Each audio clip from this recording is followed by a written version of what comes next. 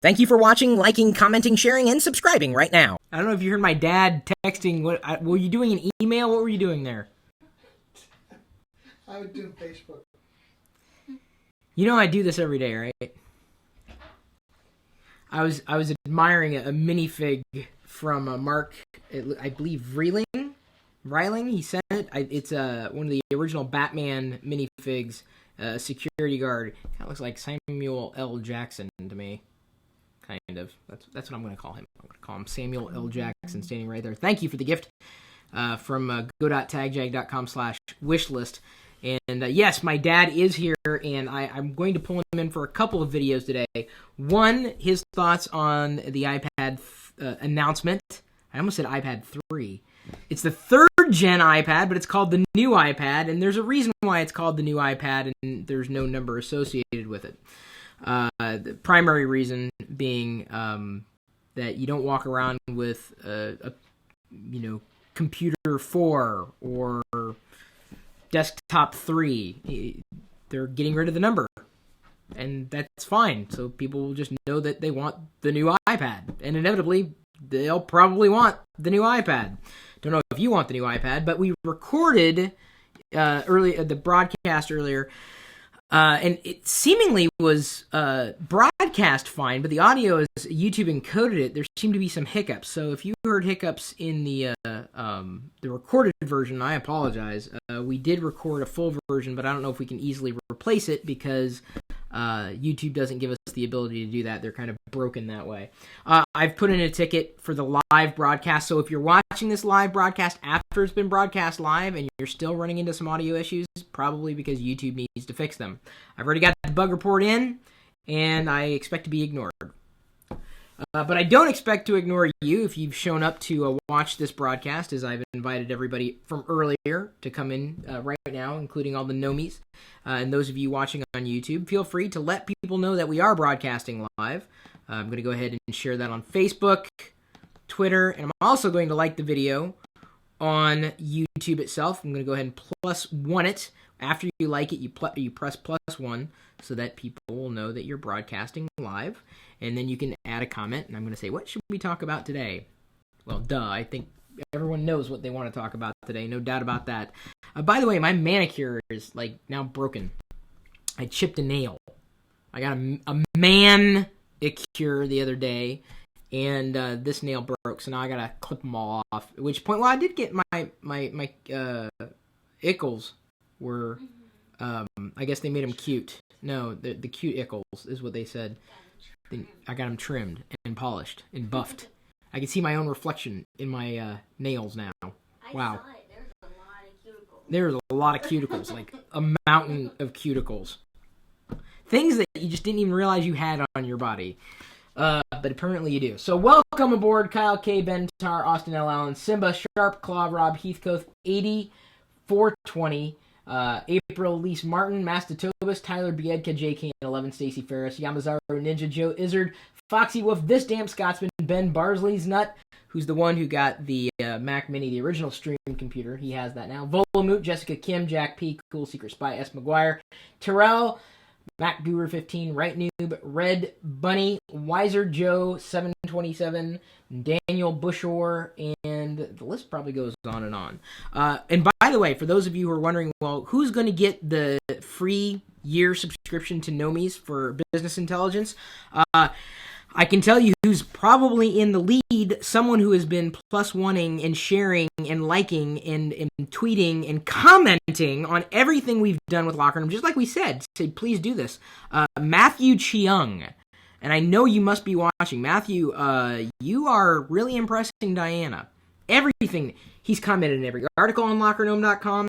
He's shared every video that we've done. He's tweeted. He's +1. He's done everything we asked people to do, and he's done it. He's gunning for that spot, a complimentary year subscription to Gnomies, which is really there for business-minded people, or people who want to do business, trying to make money online, I guess, is the easiest way to put it. Using technology, certainly, to connect with one another and sharing that intelligence.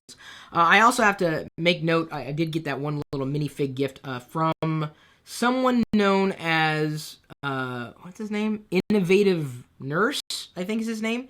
he sent this tumbler that says Chris Pirillo Chief Gnomie, and this is for either cold or warm beverages. And the interesting thing about that text is it's actually inside, not inside the glass, but there's like 2 layers of plastic that surround it, so that will never warp, nor will this Imperial patch on the other side. So Chris Pirillo, Chief Gnomie, spelled correctly, by the way, and then the Imperial patch, made by Tervis.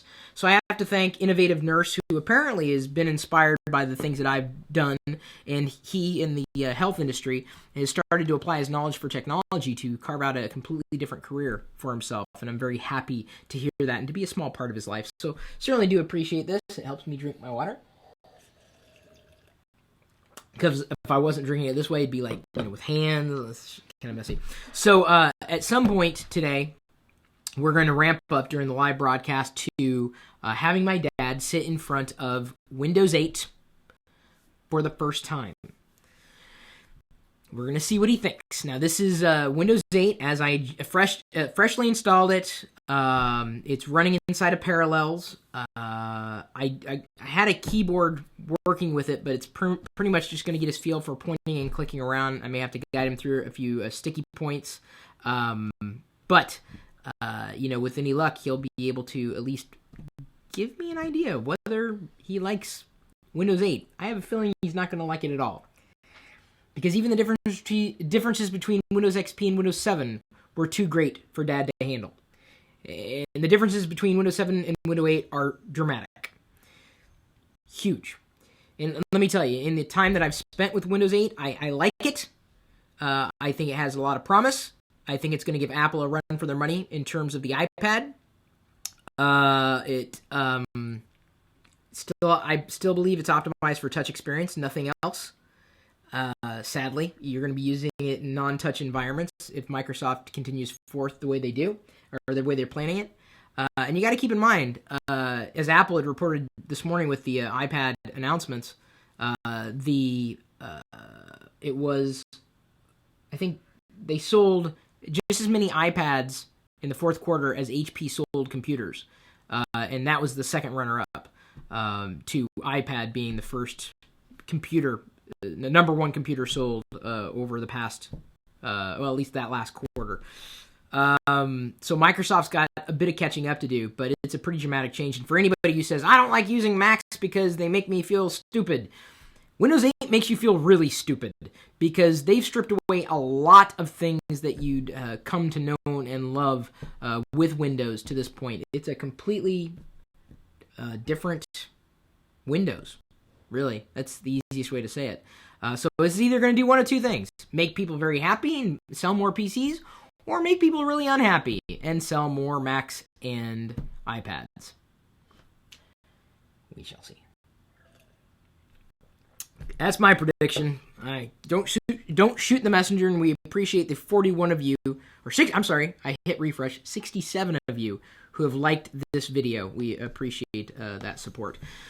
So let's go ahead and run through a few of the things that we wanted to cover today, including talking about Windows 8, specifically inside of Parallels virtual machine. And I'm going to do it this way because there is, if you look at the link in the description, the video's description here, they're selling Parallels Desktop 7 for 25% off, which is pretty insane. Let me go ahead and open up Parallels, because Parallels has the conduit for an iPad. Windows 8 Consumer Preview. It was so easy to install. Can you see that, honey? Yeah. Okay. By the way, I need to open up, before I do that, before I show you Windows 8 on an iPad, let me do Google Analytics. So you guys should be visiting lockergnome.com right now, so I get your country registered so that I know you're watching. Give me a second. Let me load up lockergnome.com here. View. Real-time overview. Wow. 90 of you. 90 of you are visiting. I think everybody else is trying to order the iPad right now. No shock. Just splash back into my face. Okay, so we've got 99 of you guys visiting, you should visit the article right now to make sure you get your country shows up in the log. That's the big reason why I asked to visit. I mean, we put those links there for you to look at anyway, but this is a pretty big deal, I think. So, are you ready, honey? So we've talked about virtual machines before, and that's essentially like running an operating system inside another operating system. And the advantage of virtual machines is that you can basically boot into several versions of Windows from within one version of Windows, or Mac OS X. If you're on a Mac, you can run Windows, almost like it was native on the Mac desktop through a virtual machine. That's not emulation, by the way. It's accessing the hardware directly, which makes it faster. So what I've got pulled up here is Windows 8. I've got Windows 8 running on my iPad. Well, not directly, but through the Parallels virtual machine software that is available on iPad. I can easily switch over and run the Chrome OS, which is currently suspended. I can press play and use Chrome OS on my iPad as well. You can probably hear the computer. Did you hear it go doo-doo? It was waking up. I can launch Windows 7. I have a virtual machine of Windows 7 installed on my Mac, too. If you have not tried Parallels yet, I tell you, the number one reason to try Parallels is because I updated it last night to the latest version so that I could run Windows 8 natively on my on the Mac. And it worked well. I just clicked one button and it downloaded it and it was done. It was so easy to install the Windows 8 Consumer Preview directly within Parallels. It was you can look through a million different tutorials on how to get Windows 8 installed. And you may already have it installed. The safest place to install Windows 8 is in a virtual machine, whatever virtual machine software you decide to use. But Parallels makes it easy and accessible. Look, I'm running Windows 8 on my iPad right there. You don't have to wait. It's right here. You don't have to wait. It's Windows 8. And I have to also tell you, not only was it easy to get this thing rocking and rolling, like right here on the iPad, but right now they've got the Parallels Mac Madness sale, so you can pick up a copy of Parallels Desktop 7. We've got the link right now in the video's description for 25% off, or upgrade your existing copy of Parallels, or Parallel 6, I'd assume, at 49% off. So if you didn't have the latest version and you're wondering why should I get the latest version for Mac, well, because they make it easier for you to play around with Windows 8. And that's exactly what I'm doing. I'm playing around with Windows 8. Look at that. Oh, I'm pointing, clicking, and popping, and doing all that stuff. And you know, the one thing that's annoying me about the Windows 8 Consumer Preview is currently the back button doesn't work. And I've tried it on every consumer preview machine that I'd seen in person, the one at the Microsoft Store and beyond. But if I go back here, Windows 7 is currently suspended. I can press play and start running inside of Windows 7 in case I need to flip back and forth. It is pretty nice. So I've got the machine running, the physical machine here, the virtual machine here, and Windows 8 there to boot. So that is how I am trying Windows 8 in my experience to this point. Still has been positive, but I got to tell you some observations about Windows 8 through the Parallels system. It has been easy as it possibly could be. 8, as I thought before, has been optimized for touch. If you don't have a touch computer, Windows 8 is probably going to annoy you. Just going to say it. Not only that, but for people who would argue that Macs and Mac OS X makes them feel dumb, or that Apple dumbed down the operating system, wait until you try Windows 8. Because if you believe that Apple made Mac OS X or OS X dumb and simple, I'd really like to hear what you have to say about Windows 8. Because I would say Microsoft has dumbed Windows down even further than you could expect any OS could be dumbed down.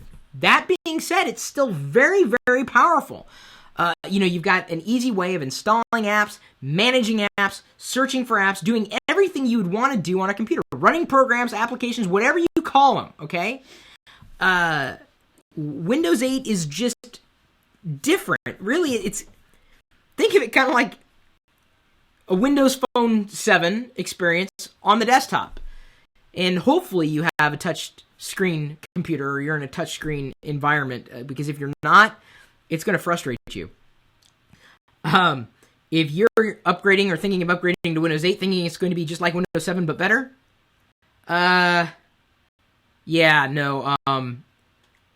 it's good. Certainly in a better position than Vista was. But I think fewer consumers will adopt Windows 8 if it remains in its current state. If you want to play with it, my recommendation is put it on a spare PC, or if you have a Mac, run it on Parallels, because they made it point, click, simple. They said, here, do you want to download the consumer experience? Yes, click, click, click, done. I didn't even have to use the keyboard. I was done.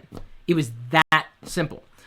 So now that they have it on sale, and now that you know you could run those other OSs from within Parallels with a great degree of ease, check it out. Parallels has quickly become my favorite virtual machine, and I'm not just saying that because we've worked with them directly in the past, but because really it's full-featured and it's simple.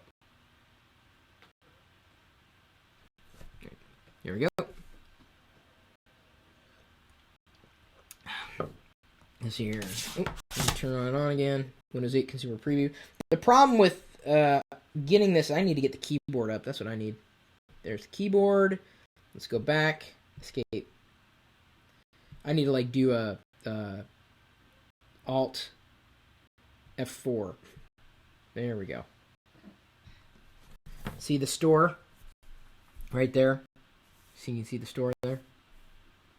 I've got it running full screen, so if I had it a smaller resolution, see I'm browsing the store, it's really easy to install apps or programs, whatever the hell you want to call them. It's really easy to install them on Windows 8. I can go to Top Free in Photos and start downloading Photo Bucket app, Photo Vault, Condé Nast Collection. List kind of goes on and on. It's kind of neat how it works that way. Not quite optimized for touch on the iPad yet, but maybe Parallels will keep working on it, because that, I would say, that would be the best way to do Windows 8 is in a VM using Parallels as a connection, because then you could use, if you didn't have a touchscreen computer, you could use your iPad as the touchscreen computer when the optimizations have been put in place. So let's go ahead and roll along now that we've covered that. What do we have next? 113 likes. Thank you guys for the support. Ow. Do you think modern touch overlays work as well as native touch displays? No, they do not at all. I installed Consumer Preview on Saturday and nearly passed out. Good or bad, dude? I've always loved Windows over Mac. I just don't get 8. Yeah, 8 is different, dude. It's radically different. But let's talk about classic computers, okay? Let's talk about Windows XP, all right? Now, Dad's excited. I'm so late to the party, I had no idea you could even use Chrome OS on the iPad. You can, through Parallels. I use that. You don't use Chrome OS, Dad. Well, I use Chrome. You use Chrome. That's Google Chrome. That's the web browser. It's not the... One step at a time. Don't change anything. Lord knows. Wait, it's free mobile-to-mobile calls, isn't it? Yeah. Trying to get him to not use the phone, though. All right, so that's a big old cup. Indeed, it is a honking big cup. And I can't believe I drank that much water, either. All right, so let's talk about Windows XP. All right, shall we? All right, here we go.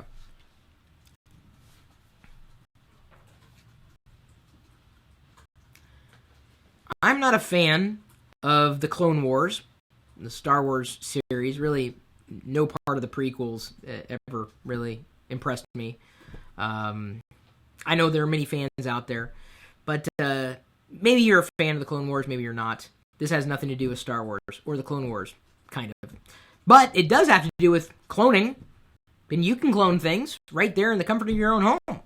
In fact, we found 3 free ways you can clone Windows XP today.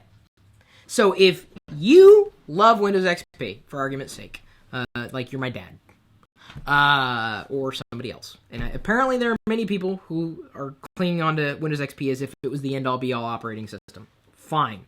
If you like the way you've got XP set up, lock it in place, clone it, so that you can take that point and restore it at any point in the future.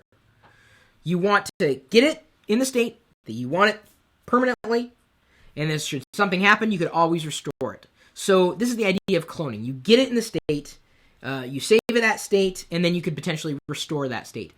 And there are many ways you can clone Windows XP. But Harold Johnson has spent days doing this. He's spent days researching for you, because we got feedback that there are many people out there who still use Windows XP. And you've probably reinstalled Windows XP a few times. Maybe you have, maybe you haven't. But before you do it again, think about cloning one install to potentially another. And we've given you 3 ways to do it for free. And yes, you probably already know about them. Clonezilla to do backup and Ease Us to do backup applications. There's also Drive Image XML. He's gone on, on record outlining exactly what he did every step of the way to help you do the exact same thing, cloning or imaging those drives so that you could easily restore them. This could save you so much time. The next time you find yourself in a situation where something got hosed and you need to reinstall Windows XP in this case, you can do it. And it's really easy if you're using cloning tools, or you had used cloning tools, and you're probably going to be kicking yourself like, why didn't I use cloning tools? What did I need to do to use those cloning tools? Howard's figured it out for you. Follow his guidelines. And again, it's free. The link is in the video's description. Feel free to share it. I'm going to go ahead and +1 it. Did you guys notice that Google has a new +1 button? +1, tweet, like, whatever you got to do. If you're interested in free solutions for Windows XP, or you want us to help you do something else, just drop us a line. My email address, chris@pirillo.com. The link to the article, of course, in the video's description. Good? You don't want to necessarily do that, Dad. Your Windows XP is you've been using it for so long, you wouldn't want to necessarily clone it. Oh. Yeah. You'd really, you'd back up the data, but you'd really only want to clone something that was like a fresh install where everything is ready, staged, as if you're going to use it for the first time. Because your data should always sit somewhere else. It should never sit on that computer where you'd be reinstalling. Put it on a different hard drive, always back it up to a different drive, don't have it on that same machine. Never have it on the same machine, ever, ever. This is a big reason the cloud works, is because it's always on another machine. So if something happens here, that's why it's so easy for me to move between an iPad, a desktop, a laptop, and another computer, is because it's all out there. It's not on one machine. This is the future. Welcome. Your pictures can get backed up. You just have to stop doing it the way you've been doing it. You ready? Ready. Let's see here. What do we have next? Mastermind group. All right.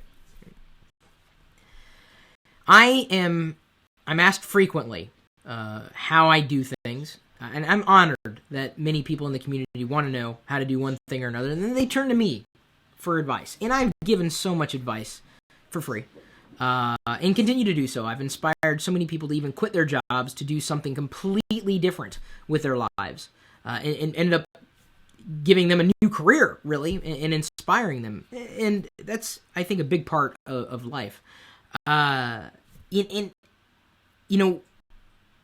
Getting advice from someone is easy. And whether it's good advice or bad advice, well, that's you're going to have to be the judge. It depends on who you go to. So are you going to look to someone who has 300 followers on Twitter to ask them for their Twitter advice, or are you going to look to someone who's got 100,000 followers on Twitter to ask for their Twitter advice?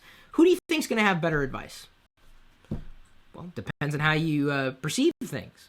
The level of expertise is always relative. I mean, if you're on Twitter and you know someone who's not on Twitter, you may appear to them to be an expert. It's important to share knowledge. This is one of the reasons we do this every single day. It's the reason why we continue to publish free content on lockergnome.com every day, sharing our information that we discover. I've pretty much built a career from sharing information. And part of this is in your professional growth. Don't think that you're on your own. Yes, you're probably online. You're probably a member of a handful of forums, chat rooms, groups, places where you can ask questions, get feedback and responses. But there's a certain type of group that we've been giving rise to, and that is a mastermind group.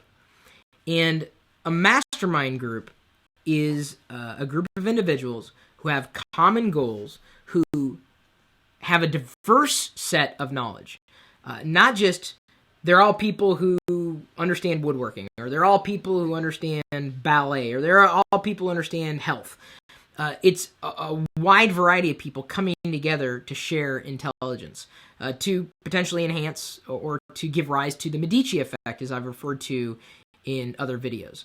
Maybe you're trying to sort through your business plan. Maybe you're trying to get over a couple of technical problems that you're having with your computers in your workplace, or your small business, or your home office. When those decisions are really, really important, you've got to turn to people who can give you qualified advice. Not just some random guy on YouTube. And maybe to you, I am a random guy on YouTube. But I know, based on the questions that I get every single day, you guys need this advice. Whether you get it from me or somebody else, you're asking for a reason. And that's cool. Becoming a part of a mastermind group can enhance your connections, can enhance your intelligence. And you might think, oh, I can Google it. You can't Google certain things. I'm not, the things that I do, I don't put everything online, or certainly not for everybody. If you're a communist, awesome. I'm not. I live in America. We generally aren't fans of communism around here. Not to say that they're not welcome in this country of ours, just that we are capitalists here in America. And we tend to work for other people and get paid for the things that we do. In some cases, we figure out monetary models or compensation models around doing things for free. Some people take a premium approach, and some people take a blended approach. And that has been my approach, and I would say it's been largely successful. In putting together a mastermind group, you have to have key elements to accelerate the sharing of information. You've got to create a group that has community mentality, and that's my approach to it. I believe in leveraging the intelligence of the crowd, and that's exactly where I think mastermind groups can perform better for you than traditional go into an open forum where you post a question and get some advice that's probably bad advice or completely unqualified. This is one of the reasons why it's bad to take open advice from anybody. Sometimes you got to know who you're getting the advice from, because they may not be giving you the right information. You've got to do your homework, certainly. But when you're in a trusted group of people, a mastermind group, all these people who've done amazing things start talking about their own experiences together, their own problems, and suddenly new solutions crop up, you realize, wow, I'm smarter because I'm surrounding myself with smarter people. If you're the smartest person in the room, move to another room. You never want to be that person. And I've long believed that. So tonight, we're doing a webinar with Gnomies. Again, if you need to register, it's gnomies.com. It's part of our webinar Wednesdays.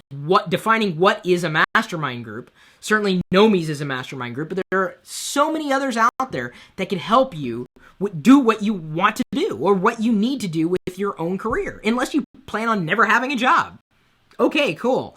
Not my life. It's yours. You can make up your own mind. But we're doing this webinar tonight based on the success of last week's webinar with Jerry Hobby. So we're basically co-hosting it. If you can't make it live to learn about mastermind groups, which you should be if you're in business, and if you have a website that you paid money for, you're trying to make money with, you're in business, we will have the webinar recorded. So you'll be able to watch it even if you join Gnomies a year from now. I'd hope you join sooner rather than later. We're we're closing in on about 500 registered Gnomies at this point, and I got to tell you, within 2 months' time, that is so impressive, and we are showing no signs of slowing down. And again, we're even giving away one of those annual subscriptions this week, as I've mentioned a few times on the live TLDR broadcasts. So, I would hope that if you're in business, or you know someone who's in business for themselves, or you just need help with something that you can't get help for anywhere else, you need qualified advice, I would hope you would join a mastermind group. And yeah, I'd like to believe that Gnomies may be a home for you. Was there good commentary back here? That's good. Shut up now. What? That was to someone else. Yeah. Let's keep her polite. Let's keep her polite. Polite. See? Got to keep the Gnomies in check. They're a restless bunch back here.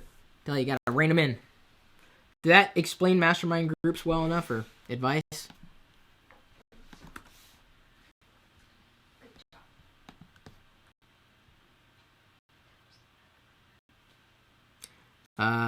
Adam Trailer says, I'm a Gnomie. It's been the coolest, most rewarding thing I've done in the past 10 years. Thank you, Adam. Wow, that's saying a lot. Damn. Let's go on to another account management article, kind of a how-to, and that would be keeping it simple with Google logins. Let's see here. It's kind of a unification.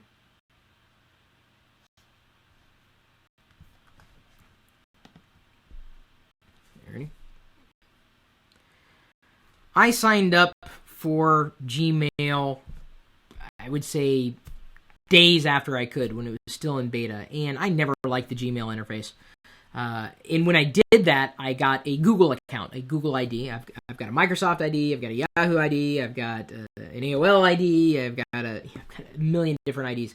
And it's impossible to keep them balanced. Heck, sometimes it's impossible to keep Google IDs balanced, because some of you have a Google Apps for Domains account, and then let's say a Google account, like something at gmail.com. And so to manage those two logins separately can be a challenge. So how many of you guys have a problem managing your separate Google logins? I mean, I know that there are times that I have to jump between one account and another. For the most part, I try to exist through my Gmail account. That's my primary Google account, but I don't use Gmail religiously. It's really kind of a notification bucket, I would say, for content that comes through on Google Plus at this point in time. And of course, if you have Google Plus, you have a Google ID. So, we tried to look at the array of options of what you're likely using in the Google universe to possibly make it more simple for you to manage your Google logins, whether you're using the raw Google account in general to track things, Google Talk, Google Mail, or Gmail. There are different ways to better manage the accounts than possibly the way you're doing it right now. Because switching back and forth between accounts can, I would say, be a bit of a challenge, especially when it just, at this point, takes way more effort than I think it should. My grandpa keeps forgetting his Gmail password, so he just creates another account. Oh, man. Oh, man. Wow. That's... okay. I don't say this very often, but he's doing it wrong. See, a lot of people are in this boat. I have my own corporate Gmail and personal Gmail. How many memories, Chris? How many memories? No memories for me. I have one account. I stick with that one account. Just one account. So we've outlined on this article that's linked in the video's description where and how you can keep it simple with your Google logins. I'm going to go ahead and +1 this while I'm at it. Yes, I still use Google+. And feel free to tweet and like it as well. We'd certainly appreciate the support in everything that you do for our Locker Gnome community, whether you decide to use Google or not. Who's not using Google? Good one. And you thought Joe was bad, Chris. Ooh, want to say anything? Let's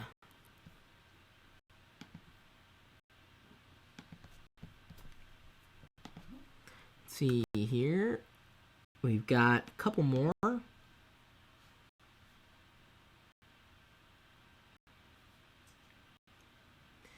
What is the best? Let's go with what is the best backup? Okay. Your data is very important. And I'm not talking about the programs or applications you've installed, because you can always go back and reinstall them. Well, can't say always. Usually you can go back and reinstall them. But the data that you create within those applications usually lives separate. It doesn't live inside the application itself. It's sitting somewhere, either on the same hard drive or potentially on another hard drive or a solid state disk, or maybe it lives somewhere in the cloud. And Sherman, who does a lot of tech support for people, is constantly asked, just like I am, what's the best backup? His response is much like mine. Well, it depends. Better and best is always relative. Well, is best for you something that were you getting ready to write it down until I said that? No. Okay. I was watching my dad back there. Was probably very curious about this. Certainly, the way you used to back up data 10 years ago is completely different than the way that you might back up data today. There are many ways that you can go online to back up your data, but you may not want to do that if your data cap is so low that you might run over if you accidentally upload too much data. Don't get me going on ISPs and data caps right now. It's a completely different video. If you want to talk about anything that's going to hamper the growth of this industry, it's ISPs and their data caps. But let's say you want to have more control over what you have, backed up. Fine, then you may want to go for a more local option. But you also want to keep in mind that backing it up to the same computer isn't secure, because someone may walk away with that computer. The computer might explode. It's better, in many cases, to back up your data and then get it off-site entirely, whether you put it in a safe deposit box or just take it somewhere else that, in case something happens to the original location, you wouldn't have to worry about losing that data forever, so long as someone could get access to it. So, we've outlined a lot of the options that you might go through, and really talking about horror stories of backups gone awry. I mean, have you guys ever backed up something only to not be able to restore it? It's a bit of a challenge. You thought you did everything right, and suddenly it's not working.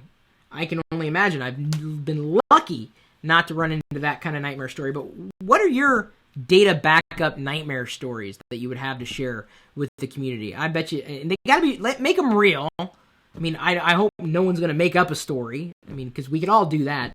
But I think we've all experienced this problem with data backups and certainly potentially restoring the data, after it's accidentally been destroyed.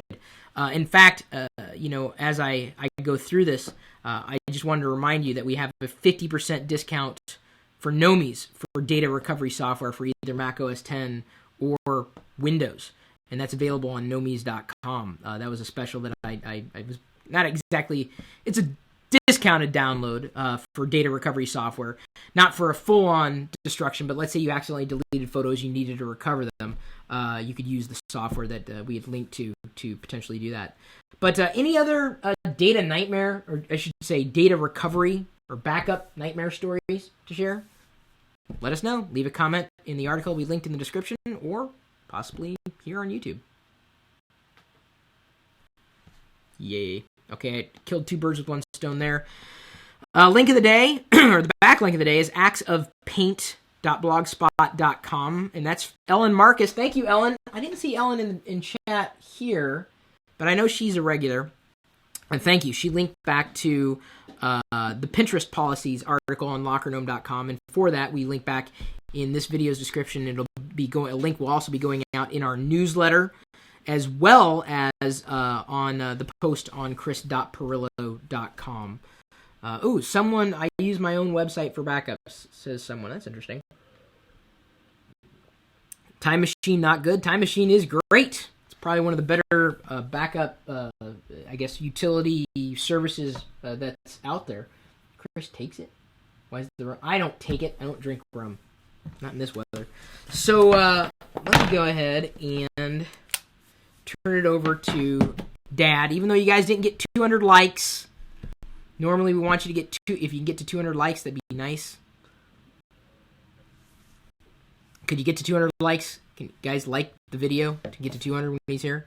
So we're going to talk about the iPad, the new iPad announcement, as heard from the average man, the average Joe on the street, literally, or in the seat. He's in the hot seat, and see what he has to say. So y'all know Joe.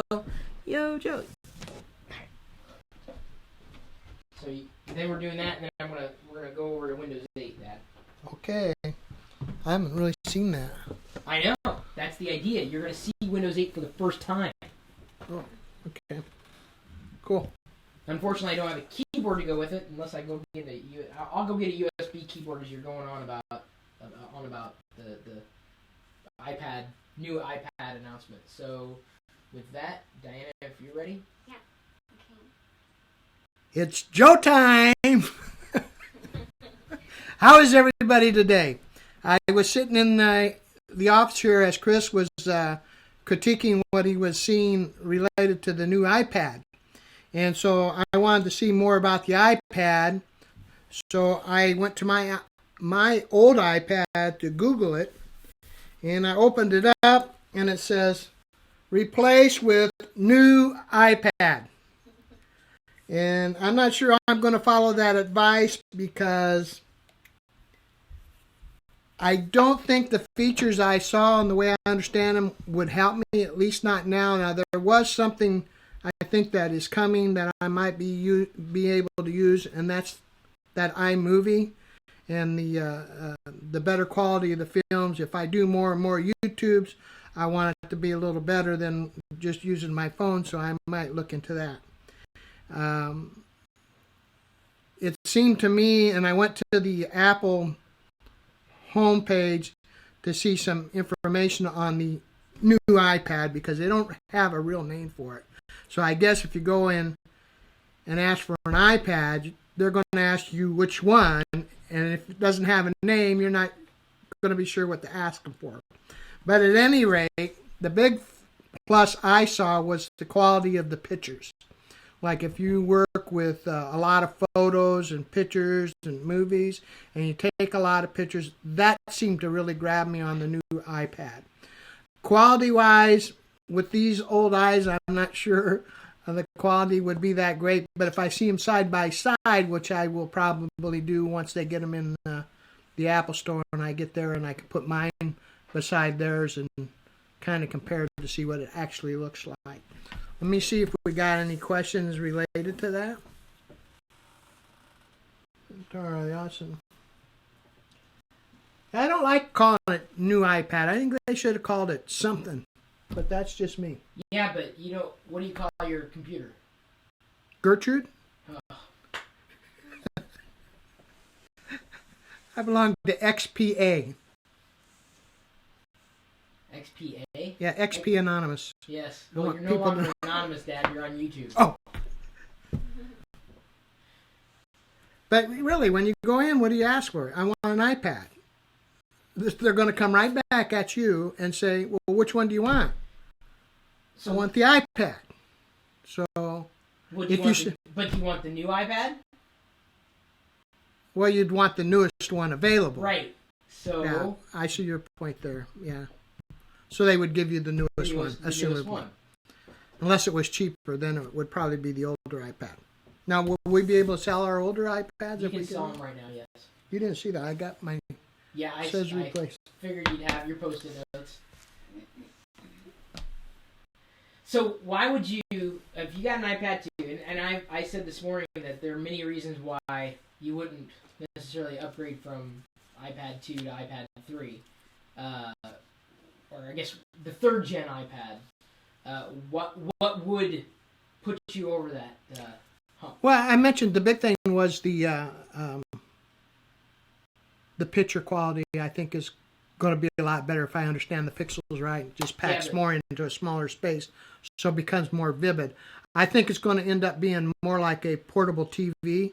Like, we travel a lot, so I could see myself, like right now I'll watch a TV show on my iPad. And that will become more vivid if I understand it right. So it might end up being a portable television in a way too. So that could be a good thing. And I think Chris mentioned something the other day about a movie or a TV ad. I forget, what was that called? JTS TV. JTS.TV.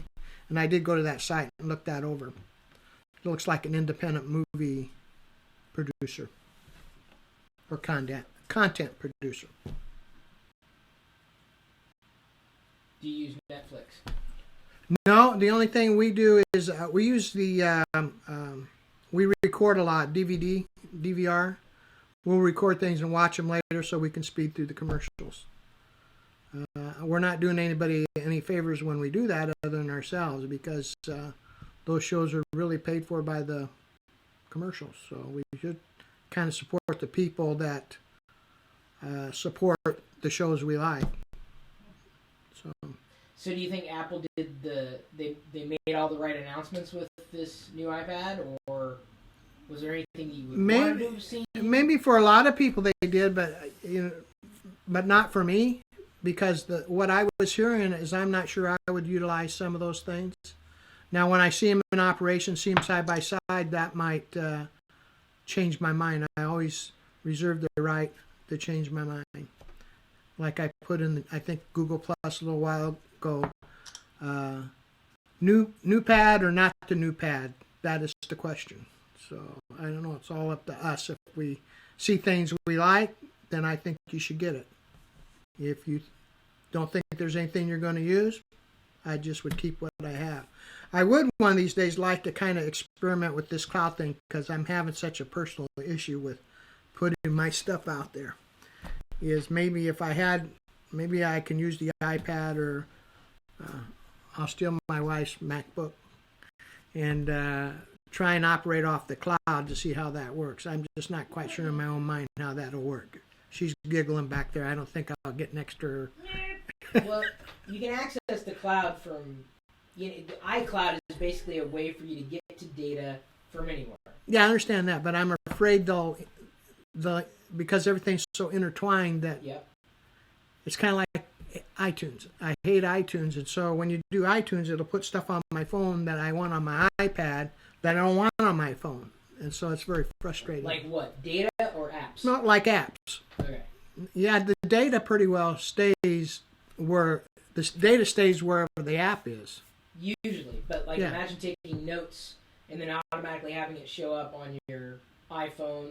Yeah, so if you didn't have your iPhone, you had your iPad, you could look up a note you wrote. Is that what you're getting at? Yeah, that might be a benefit. But being retired, when I was working, I could see where that would be more of a benefit, because I was juggling all kinds of things at the same time. So being able to get to the same information from any place. Now, I kind of have that now because I carry two flash drives, I call them, in my pocket. And they have my Excel, my Word, my Adobe, PowerPoint. I think those are the four I have.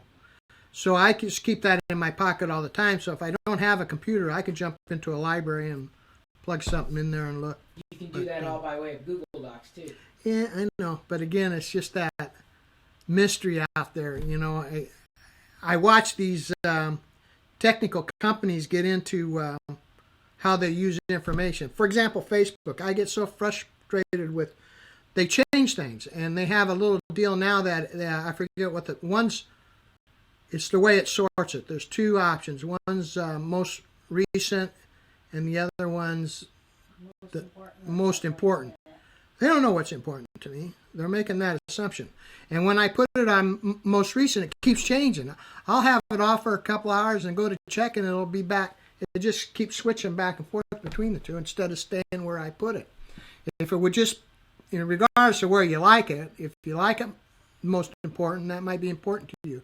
But I want to see more recent stuff, so I can see what's happening with the people that are on my Facebook with me, so they could see what I'm doing and I can see what they're doing. But otherwise, if it's Facebook may decide my stuff's not important, put it down at the bottom of the list, people might not get to it. So I'd rather it be most recent than be able to trip down through it. I'm just as frustrated with that. So, just as frustrated. Yeah. Now I like Google Plus. Now I haven't figured out all the intricacies. I put a comment on there. I said because I hadn't seen a lot of posts or anything. Chris, but he put a lot of stuff, but I didn't see a lot of the other posts on there like I was at the start. But then when I said, are you out there, I think is what I put. But I got all kinds of comments, and that was kind of neat to see that because they got what I was asking, because it was just like everybody kind of dropped off the edge. But we got so many, now we're getting to where we have so many social networks. We got Twitter, Facebook, and now Google Plus, and I know they can all be used for different things, but it's hard for me to differentiate what to use where and for what. But Twitter, I think, is more a short thing because I think they even limit your characters. So that's more a quick communications back and forth. Facebook is more to me like it's like my diary that I let you read. That's what Facebook is to me. Google Plus seems, from what I've seen so far, seems to be a little easier to move stuff around and that kind of thing than Facebook, like getting my photos on there or getting stuff to YouTube.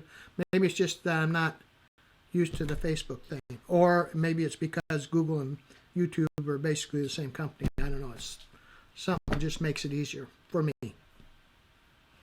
All right, you ready to try Windows 8 for the first time? I'll try Windows 8. I'll look at it. For the first time. Is it like XP? Not at all. I like XP. Okay, you stop it. When you pause or when you stop. Oh, that's cool. All right, now I'm going to move the camera here because... Oh, it's going to be on that one? Yeah. Let me get an angle here. I've actually got a keyboard, an old Microsoft keyboard. Check this thing. This used to be my keyboard here. Can you see that one? This old. Oh, now pieces. the keyboard I have now, I got kind of used to. I didn't like it at first, but it's like a chevron. Have you seen those? Yeah, I think it's supposed to be split keyboard. Yeah, like what do you call it? Yeah. It's supposed to fit your ergonomic. Yeah, ergonomic, or yeah, whatever. All right, so. Do I get a mouse? Hang on. Yep. Wait. Just wait. Dad, wait. We're gonna start here in a second. As soon as Diana. So, Dad, you haven't seen Windows 8 at all. No, I haven't. And what you're about to experience is Windows 8 for the first time. I've got it installed in a Parallels virtual machine running full screen, so it's like a full-on PC that you're using as if you were using Windows 8 in the comfort of your own home. Okay. This is Windows 8, the consumer preview. This isn't final. I just want to know your thoughts, given that you love Windows XP. I want to know what you think about this. So go ahead and grab the mouse. This one? Yeah, not that one. No, you just moved the other. Okay, hang on. Grab that mouse. Let me move this over. Pay no attention to the man behind the seat. Do I need this? Do I need the pad? Yeah, you can take the pad if you want. Where's the pointer? Click. Which? That. There you go. Oops. Hang on. We may have to do this one again. Okay.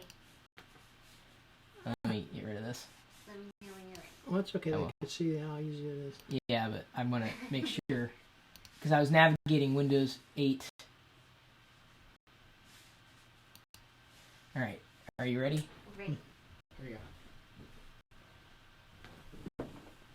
So, Dad, you're looking at Windows 8 for the first time. This is Windows 8, Dad.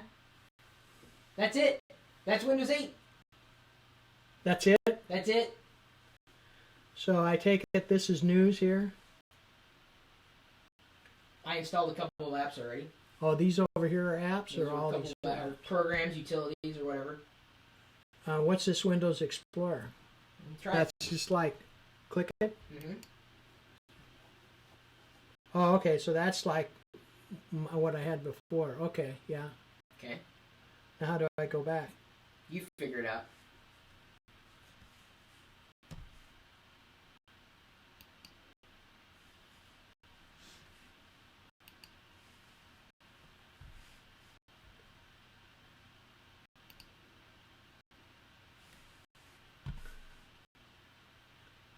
We might be here all day if I'm trying to figure this out. I just want Microsoft to kind of understand this is how real people are going to be using it. Oh, that's so gonna you're put launching me on- Internet Explorer. Okay.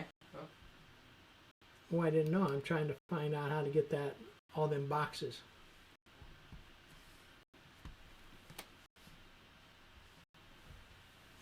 Oh, okay. Wait.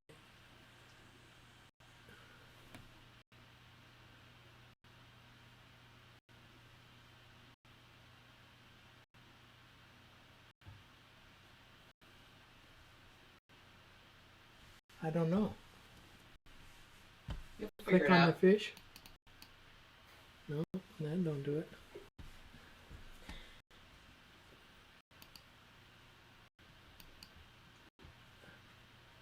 That's a warning there. That's internet access, so that's... Oops, now how do I close that? That's the volume. Boy. There's no menu, there's no, like, there's no start menu, there's no place to... You're on your own. Welcome to Windows 8. But this is not the final version, so... Yeah, but this is what Microsoft thinks is the final version.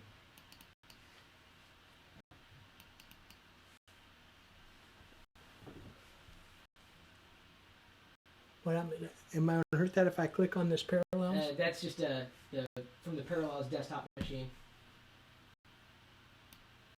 It won't necessarily hurt anything, but it's not going to do anything. Try to get back to the tiles. That's what I'm trying to. Okay.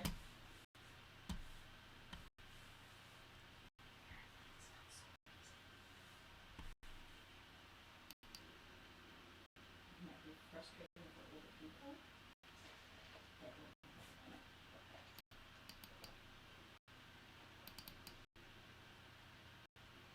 No, that wasn't it.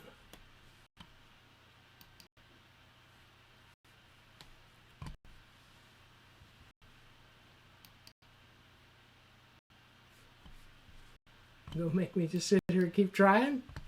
I'm trying to prove a point. I think you proved it. I can't find it.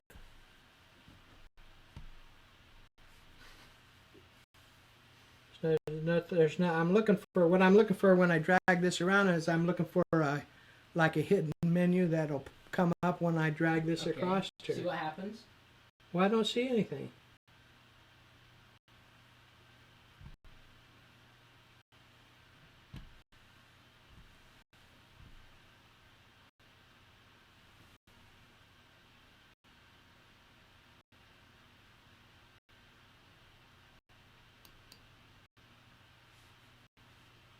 Apparently Google doesn't care what people that aren't techie how to run things. Now, who's put this out? Microsoft. They trying to drive me to Mac? That was my thought. It might work. I mean, if I can't figure out how to get to... It should be easier to get to it than this. I mean, there ought to be something down here. Of course, I don't quite remember how I ended up with the fish on here. But that's a fish, right? I'd imagine. Why did they come up with the fish? I don't know. Maybe it's the new fish, Salmon. as opposed to the XP fish. Keep dragging your mouse around. Well, it's hidden somewhere then.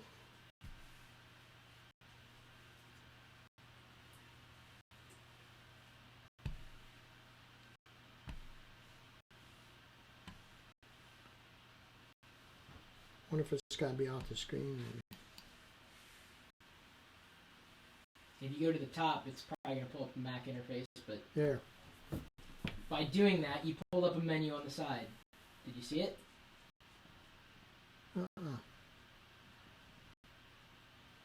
There's no menu on the side. There's this one. It's hidden No, up there. That's not the menu. That's not. Remember, what this is running inside a virtual machine, but this is the full-on Well, Windows this is 8 the consumer. Parallels one. Yes, it's the consumer. What you're in is Windows 8 consumer experience, or the preview. Ignore that menu at the top. Ignore that. Yes, that's not Windows. Figure out Windows with what Windows gave you.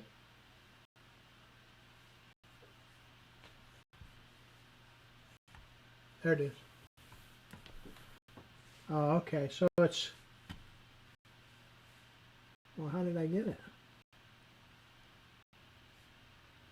Oh, you got to be down in that lower right-hand corner. Oh, the only place you can pull that up. So, this corner down here, that's the start menu. The start button, whatever you want to call it. So when I call HP Help and they tell me to find the start button, I go over here to the corner. It's almost right in the corner. I think it's actually right in the corner of the screen there. So how long? And does it that take pulls you to that find up. More time than I'd want. Okay, so I just come up here to start, probably. Yay! You turn your timers off. Who won the bet? Where's that guy's grandpa? Boy, he'd really have trouble. Okay, so look around. This is Windows. This is the future of Windows. Is in these tiles. So this for shopping. This is for online games. This is my internet mail, which is probably, that's my Gmail. Could be. I've got it currently connected to. Do I want to shut this off? Sure. I mean, there's nothing really informative up there. Where's the close? You figure it out. Down here where it says close? Nope. Well, we'll try down in here. Is there a stop thing? Well, I can just go back to the start. Is that how you do it? Yes. Okay, so then maps. That's like the Google Maps, probably. App preview. We'll look at that. Not doing anything. Is that one available? Should be. Should be loading, actually. Oh, maybe that's what it's doing. Oh, how did I end up back here then? May have crashed. Maybe I clicked it too many times. So I don't have to do anything right now. It's loading. Mm-hmm.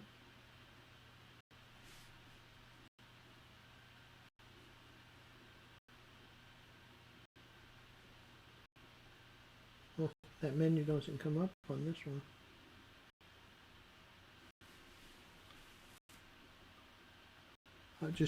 Something wrong with it. Okay, so here this gets me to the internet browser. Mm-hmm. So if I wanted to do a search, I'd go there. I don't want to do that. And then here's the local weather. Video. Would that be YouTube? Or is that a video of the system or something? Oh.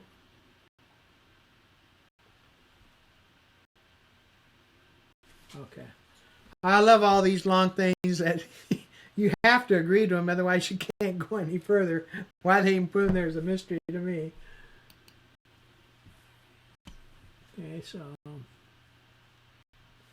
So this is your DVR on the computer. This is where you can kind of store movies, because it says my collection here, and there's no videos in your collection. Videos that you may have put on the computer, yes. And here's the movie market.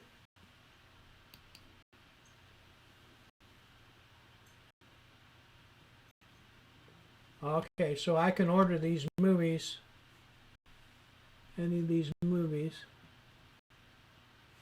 If you haven't seen The Tooth Fairy, rent that one. It's a funny one.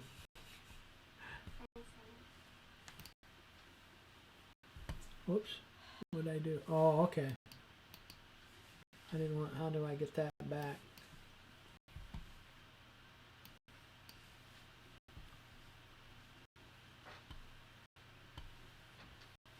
Is there more? Okay, so it's got a little slider bar on the bottom. You can hardly see it, but it's down there. That's to slide it back and forth, to scroll it back and forth. There's nothing. That's right, this is a Apple thing. It doesn't have a wheel. Yeah, it does. Oh, it's that little gizmo in the middle. Mm-hmm. Okay. I'm not quite sure what this middle thing is. So this must take me back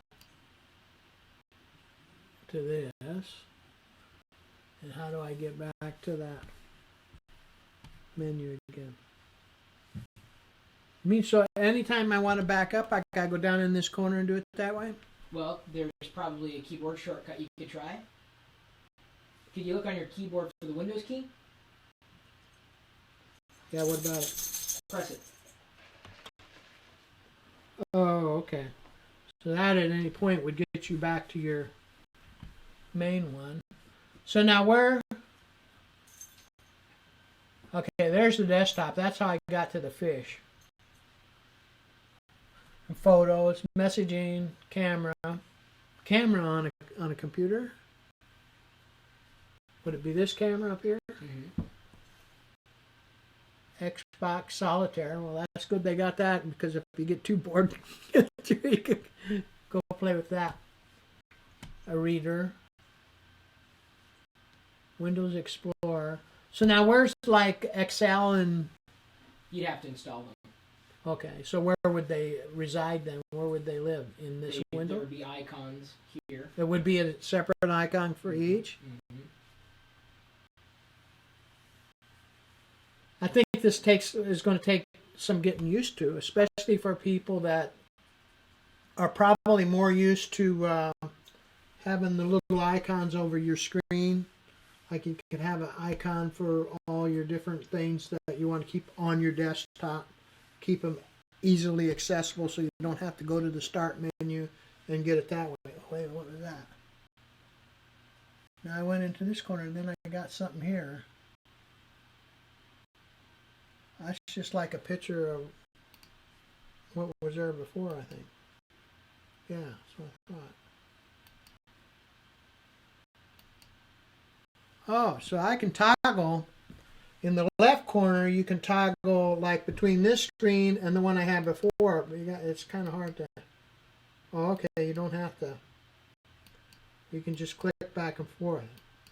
And I only have two open, those two, so those are the ones it's going to toggle.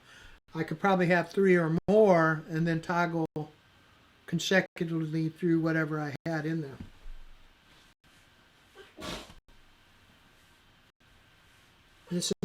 This one must be a game. Mm-hmm.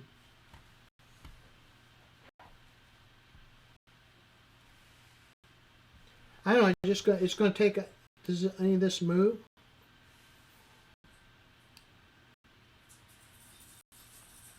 Is there a way to get it back to the way it was other than moving it?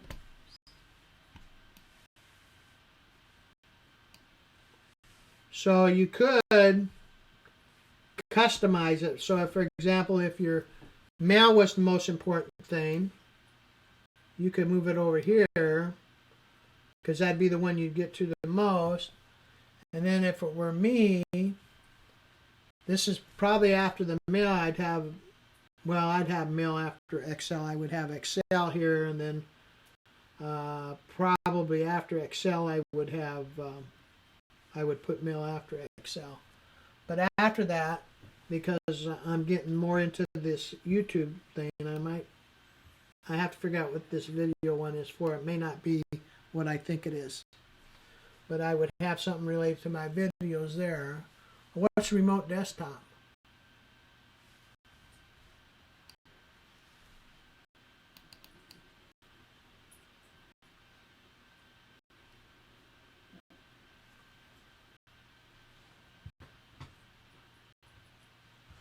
Oh, okay. So this I think allows you to, like, if I had a if my laptop was on and it was downstairs and I wanted to access it, I would access it through this one. Now let's go down this corner and see if it all.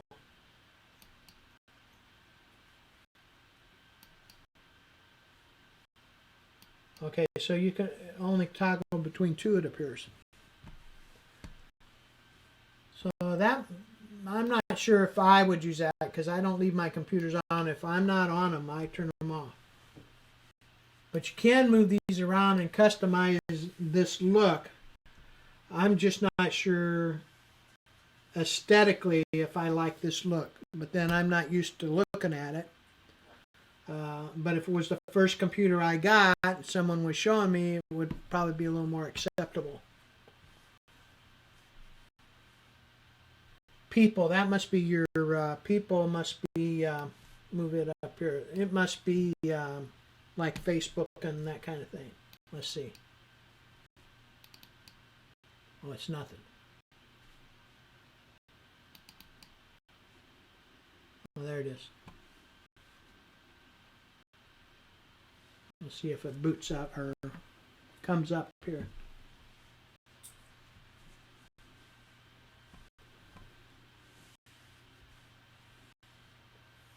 Now, what's all this? People you know. Mm-hmm. So there's a little carrot. I don't know what you call a greater end thing or sideways chevron. Then that gets you back there. So that must be your people. Must be your contacts. So why they don't call it contacts, because that's what people are used to, I don't know. But if that's the main purpose of people, I would call it contacts. Only because I like consistency and that helps me. Messaging, let's see, I'll open that because I got, that might be instant messages. Yeah, this is like chats where you can talk back and forth with a person.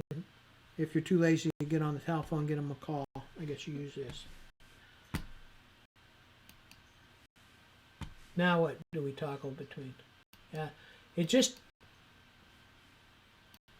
that left-hand lower corner, the only thing it appears that it allows you to do is to toggle from the app you are and this, what I'd call the home page or the home screen. Is that what they call that? And the desktop, let me see if I think that's, I'm going to go back to that again. So if I did have worksheets and I had them on my desktop, this is where I would go. Like I might have worksheets, which I do, that I use all the time. I would put them on the desktop. So then I have to remember to get back and forth from them how to do it. Now I got a couple ways I've learned. You can come down here and go up here and get there, or you can come over to the left corner and just toggle back. Well, that's kind of all right. Once you know, it's not so. Once you know where it's at, it gets a little easier. So just in the few minutes I've done, I've learned quite a bit. But again, starting with zero, it doesn't take much to learn. But then this must be, and again, I don't do music or a lot of songs. Now my wife does some music things and she does the photo thing. But this must, because it has the ear things, that's probably music you download that you can listen to. So now if I were doing it, I'd put, oh, I don't like that. See, I don't like the two purples side by side because it's, can you change the colors of these? I'm going to try and right click and see what happens on one of these. Oh. Oh, I didn't. Yeah, how do you get rid of this thing? Oh.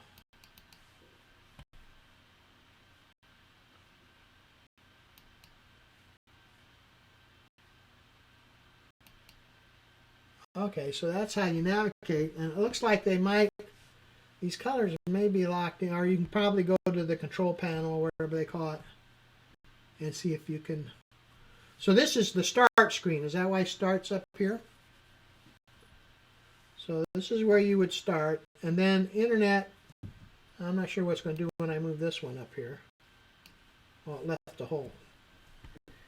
Now that because I get back and forth to the internet, so I would use that. That'd be more towards the top. And because I'm American and I drive on the correct side of the road, I read left to right. So I would put the most important things on the top and to the left, so they were the first things I read. Camera, that's got to be, I'm going to click on this, but it's got to be like a photo editor or a way to view your photos or something, I would think. Oh, I guess not. This must be for the camera that's up here inside the monitor, because it says allow or block. So I don't want to do that because I'm not quite sure what it would do. Well, I'll put allow then.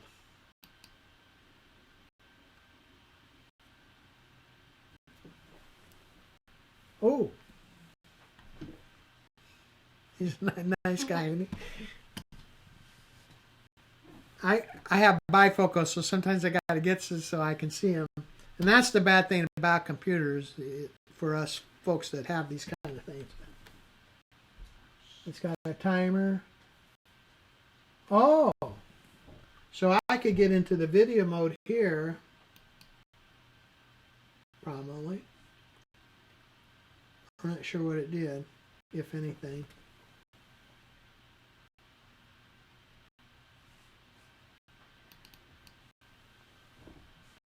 I'm not sure what that did. I'd have to learn a little more on how to use that, but you're probably going to be able to do like a YouTube video here or that kind of thing. Camera options. And there's some drop downs here. Oh, okay, so you can adjust, make an adjustment for probably the density of the picture. And line up.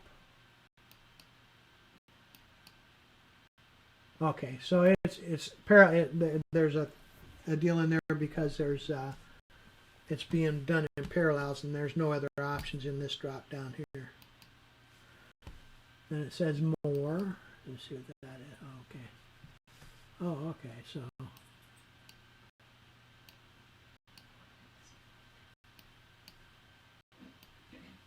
I'm not sure how that works. Maybe some of these haven't been enabled yet or something. It's got a slider.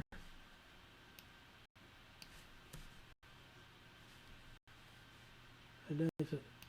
Right now it's not letting me move it. It appears that you ought to be able to slide this over and make adjustments to the picture, but it's not.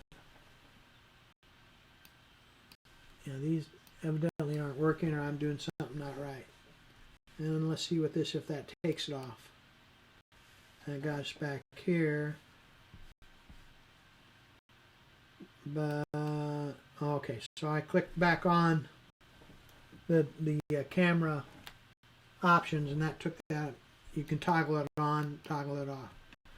So the timer, well,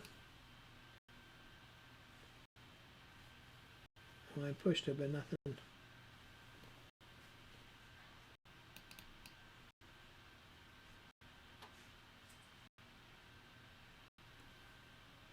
Timer is on, but I don't see anything. Maybe it's like a clock that runs consecutive and counts the time that you're doing your video so you can watch it. Or maybe you just have to hover it.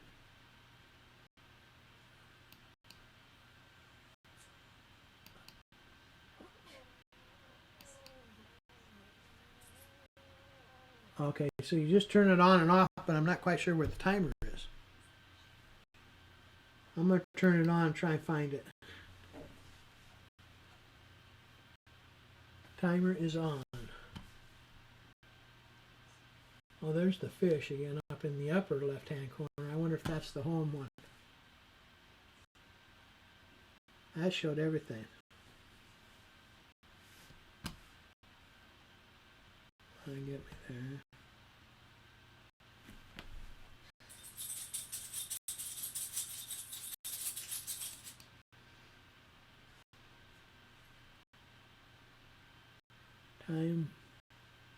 Timer on, but I don't see how that works. But it's on. So I'll turn it off because I don't know what it's doing. So it's off. So we'll go back. I saw the home screen up here, yeah. So that gets me to that fish again, or the desktop. Whoops.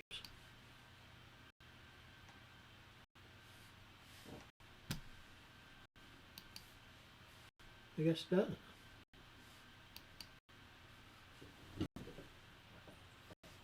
Oh. Did it put him like in a cask?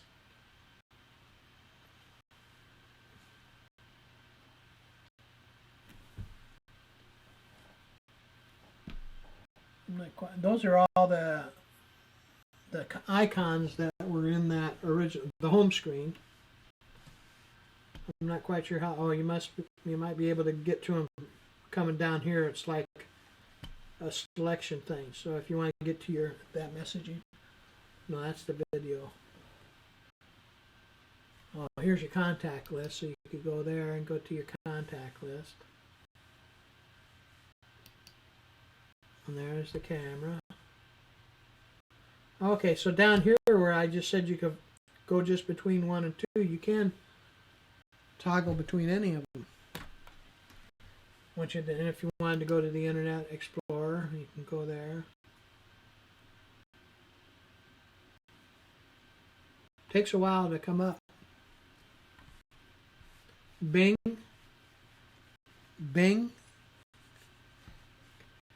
That's Microsoft's Google, right? Yes. Okay. And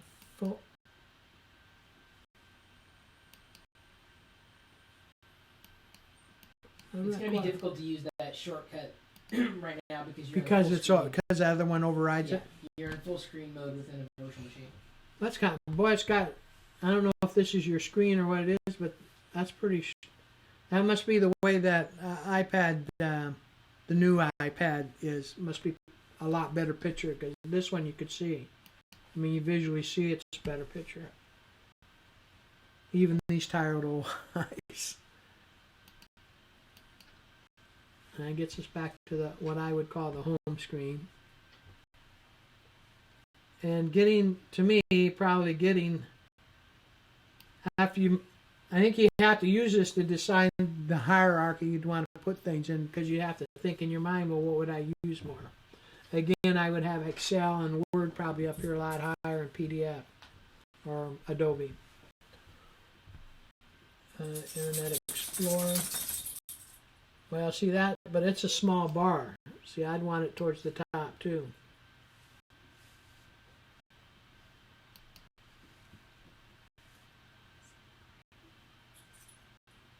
In fact, I'd probably put it above mail. But I got an empty hole and I feel like I have to put something in it. I got a question if you can no, you can't tile them. So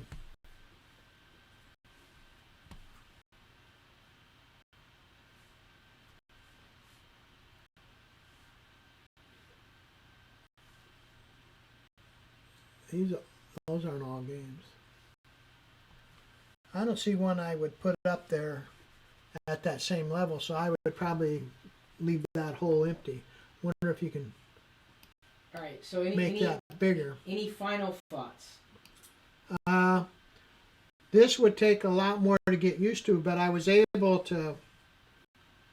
I know I looked over to you a couple of times, but I was able to kind of find things. I think it'd take an awful lot of getting used to because it does seem to be a pretty dramatic change from what I'm used to, even in Windows 7. And I use a little bit of Windows 7, but the desktop on Windows 7 is very similar to the XP desktop. So this one would take...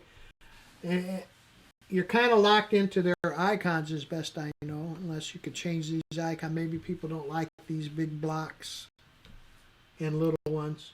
Or they could make all the blocks the same size, maybe.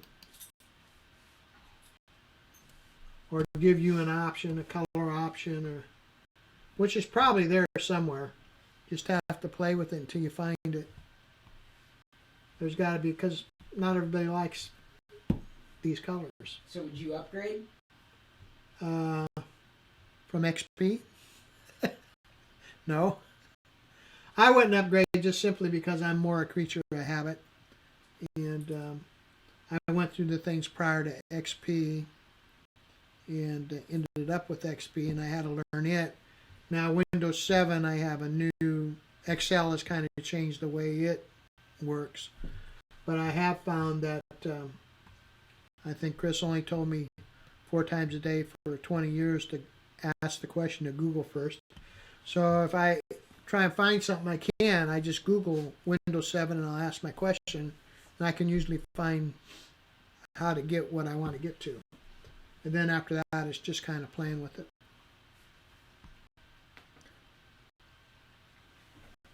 Good. There you go.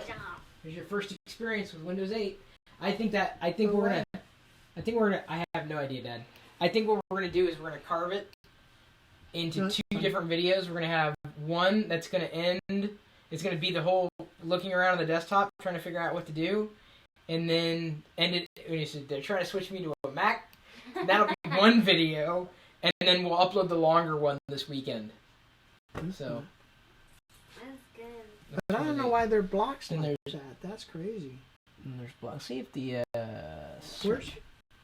Yeah, I guess that's not mapped. Hang on. where's the like the tool? Maybe over there in tools or something. So there's all your apps that are installed. So can a person, instead of Yeah, having those search. big blocks, put all these on the front screen? Potentially. That might make it a little easier. Now, go ahead and launch the calculator. What would you expect to happen? Do you see the calculator icon in the 3rd column over the first one? Go ahead and launch it. Here, 3rd column over. That says calendar, Dad. start with the shape. Calculator. There you go.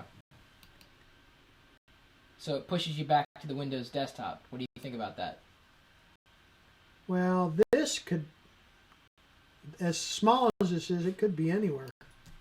So it should just come up to whatever you're working on, Okay. I would think. So try pulling up the calculator side by side Side by side with what? with What happens if you... The calendar. the calendar. Yeah. In 07, if you drag it over, it takes half the screen. Mm-hmm. To do what now? Try to get side by side with the calendar.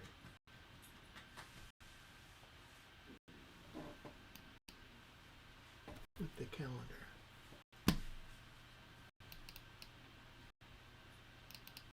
Oops. Well, that's big.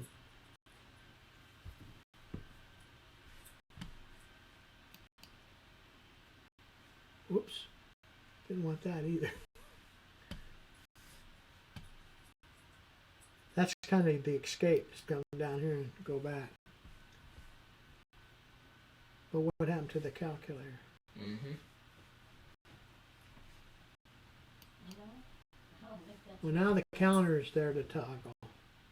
Well, can I go up here maybe?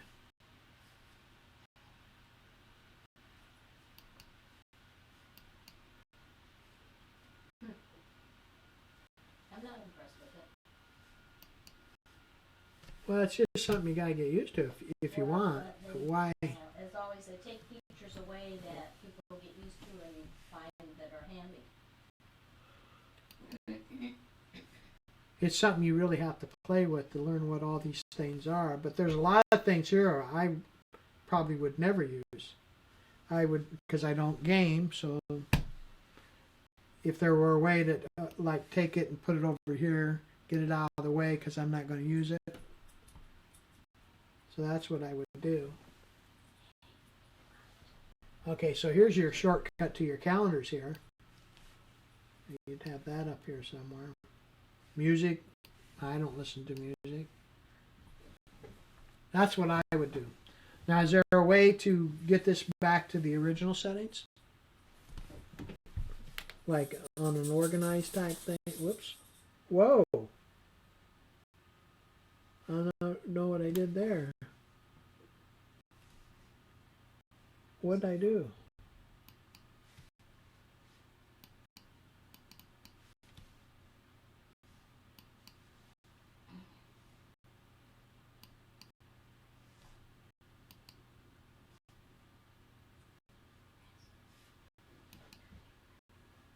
How did I get so small?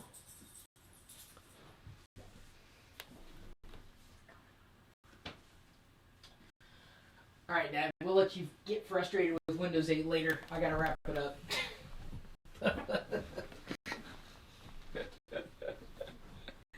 That was fun. Let's see here. Give me a second. I guess I'll just close it out from here. Thanks, guys, for bearing with us. It's been a slightly longer TLDR, but hopefully you guys understand why.